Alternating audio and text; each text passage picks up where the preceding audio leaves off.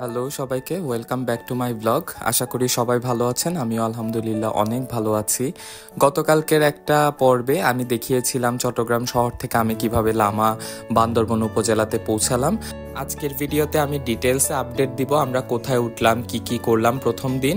তো শুরু করি আজকের এই ভিডিওটা যদি ভালো লাগে অবশ্যই একটা লাইক, কমেন্ট আর শেয়ার করে দিতে ভুলবেন না।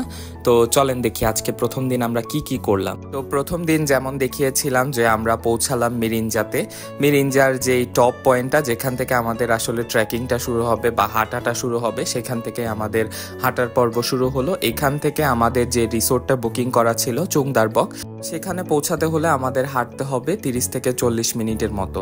আমরা যেদিন গেছিলাম সেদিন ছিল রোদ, পাহাড়ি রাস্তা খুবই সুন্দর, একদম সুন্দরভাবে আমরা হেঁটে পৌঁছতে পেরেছিলাম। কিন্তু যখন বৃষ্টি থাকে তখন আপনারা জানেন পাহাড়ি রাস্তার অবস্থা কেমন হয়। তো বৃষ্টির দিনে একটু কষ্ট হতে পারে, তবে এই রাস্তা ধরেই আসলে হেঁটে হেঁটে যেতে হবে। এই রাস্তা দিয়ে হেঁটে হেঁটে যেতে যেতে আপনারা অনেক কিছুই দেখতে পারবেন। অনেকগুলো মাচাং ঘর বা অনেকগুলো রিসোর্টও কিন্তু এখানে আছে। তো আমরা যেটা বুকিং দিয়েছিলাম সেটা একদম শেষের যেটা চুংদারবক, সেটাতেই আসলে আমরা যাচ্ছি।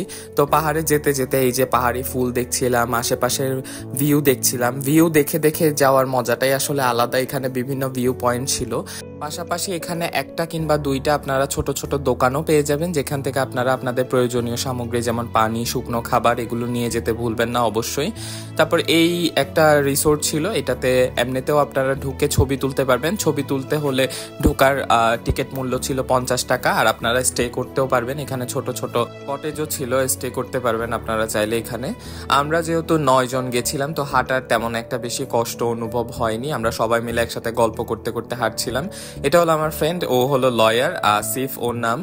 তো এই তো দেখতে দেখতে আমরা চুংদারবকে পৌঁছালাম। এখানে একটা ছোট পয়েন্ট করা ছিল যে এদিক দিয়ে চুংদারবক। একটু উঠেই দেখলাম যে একটা দোলনাটাতে তো আমরা ভালোই উপভোগ করছিলাম। এখান থেকে দোল খেতে খেতে পুরো ভিউটা দেখতে অসম্ভব সুন্দর লাগে। তারপর এখানে একটা পাখা এনেছিল আমার ফ্রেন্ড, এটা দিয়ে আসলে বাতাস করছিলাম, কারণ উপরে তখন প্রচন্ড গরম ছিল। রাতে অনেকটা ঠান্ডা হয়ে যায়, কিন্তু দুপুরে যে কড়া রোদটা ওইটাতে আসলে একটু কষ্ট হয়। তো আমি এখানে দোলনায় বসে বসে ভিউটা উপভোগ করছিলাম, ছোট্ট একটা ভিডিও করলাম। পুরো রিসোর্টে বোধহয় আমাদের টিমের মধ্যে আমি সবচাইতে বেশি এই দোলনাতে দোল খেয়েছি। আমার কাছে খুবই ভালো লাগছিল এখানে বসে বসে বাতাসের ঝাপটাটা অনুভব করার যে অনুভূতিটা।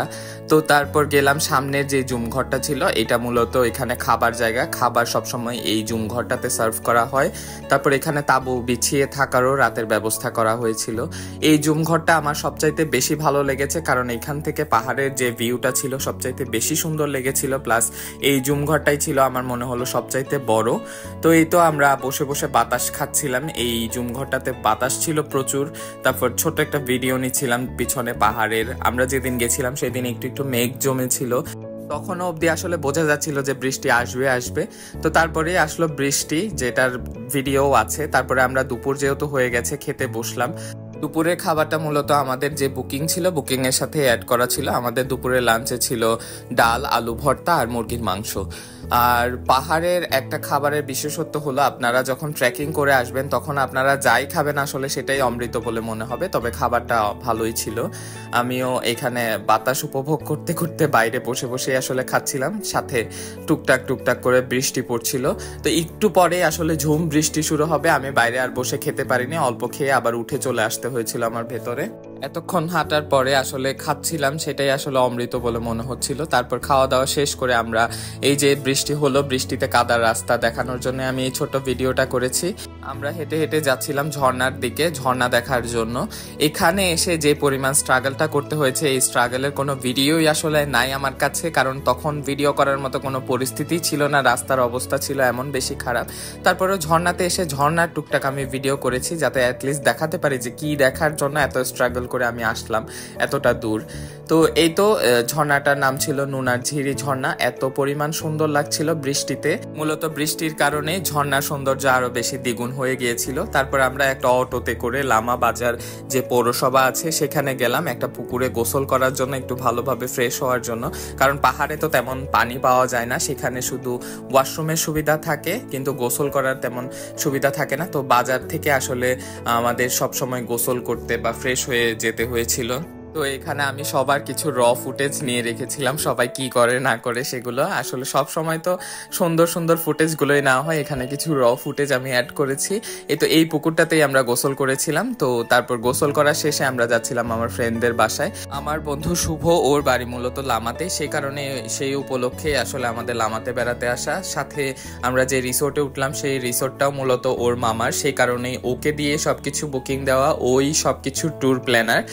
এই কারণেই আসলে আমাদের লামাতে ঘুরতে আসা। সবাই মিলে গ্রামীণ রাস্তা ধরে হাঁটতে হাঁটতে আমরা ওদের বাড়ির দিকে রওনা হচ্ছিলাম। সবাই এখানে মজা করছিল আর সবার খুবই ফ্রেশ লাগছিল আসলে পুকুরে গোসল করার পরে। পুকুরে গোসল করার যে অনুভূতিটা সেটাই ছিল আসলে সবচাইতে বেশি সুন্দর। এখানে আমরা খাচ্ছিলাম গরম গরম চা, সেটারই একটা র ফুটেজ আমি নিয়ে রেখেছি। তারপরে আমরা আসলাম একটা রেস্টুরেন্ট যেটার নাম ছিল লারং। লারং শব্দের অর্থ হলো চাঁদের আলো, যেটা তারা বলেছিল। তারপর এখানে ছোট ছোট জুমঘর ছিল যেখানে আমরা বসলাম, আড্ডা দিচ্ছিলাম। তারপর এখানে একটা মেনু কার্ডের আমি ভিডিও রেখেছি, যেটা আপনারা চাইলে জুম করে দেখতে পারেন। ফুড সম্পর্কিত কোনো তথ্য লাগলে বা কি কি পাওয়া যায় সেটা যদি জানতে চান। তারপরে আমি একটা ছোট ভিডিও নিলাম আমাদের সবার, এই 9 জনই আমরা গেছিলাম মূলত ট্যুরে, এখানে সবাইকেই দেখা যাচ্ছে। তারপরে আমরা যে অর্ডার করেছিলাম মুন্ডি, স্পেশাল মুন্ডি যেটা চিকেন দিয়ে আর এগ দিয়ে বানানো হয়, সেটাই আসলো। টেস্ট ওয়াইজ অনেক বেশি ডিফারেন্ট লাগলো শহরে যেটা খাই আমরা সচরাচর সেটা থেকে, খুবই অথেন্টিক, তাই খুবই ভালো লাগলো এটা খাওয়ার পরে। তারপরে আমরা রওনা হলাম উপরে রিসোর্টের উদ্দেশ্যে। তখন আসলে সন্ধ্যা হয়ে গিয়েছিল, বলতে গেলে 7টা কিংবা 7:30 বেজে গেছিল। তো আমরা এখান থেকে শুকনো খাবার, আম এগুলো নিয়ে যাচ্ছিলাম উপরে খাওয়ার জন্য। যেহেতু উপরে কোনো দোকানপাট পাওয়া যায় না, সেই কারণেই মূলত এগুলো নেওয়া। তারপর আমাদের ডিনারটা সার্ভ করা হলো, যেখানে ছিল চিকেন লাক্সো। চিকেন লাক্সোটা মূলত আমরা যেটাকে চিকেন ভর্তা বলি সেটাই, সাথে ছিল আলু ভর্তা, মাছ। এই খাবারগুলো মূলত আমাদের প্যাকেজের সাথে, যেখানে বুকিং ছিল রিসোর্টের, এগুলোর সাথে ইনক্লুড করা ছিল। তারপর খেলাম বাজার থেকে আনা আমগুলো, এটাও ছিল অনেক বেশি সুস্বাদু, প্রায় 30, 40, 50-এর মধ্যে এখানে আমের কেজি ছিল, ভালো ভালো আম পাওয়া যাচ্ছিল। তো এটাই ছিল আমার প্রথম দিনের অ্যাক্টিভিটি নিয়ে ছোট্ট একটা ভিডিও। দ্বিতীয় দিনের অ্যাক্টিভিটির আলাদা একটা ব্লগ আসবে। রিসোর্টের ব্যাপারে আরো বিস্তারিত জানতে চাইলে অবশ্যই আমার মেনশন করা রিসোর্টের পেজে অবশ্যই নক দিয়ে জানতে ভুলবেন না। তো ভিডিওটা কেমন লাগলো অবশ্যই আমাকে একটা কমেন্ট করে জানাবেন। সবাই ভালো থাকবেন, আল্লাহ হাফেজ।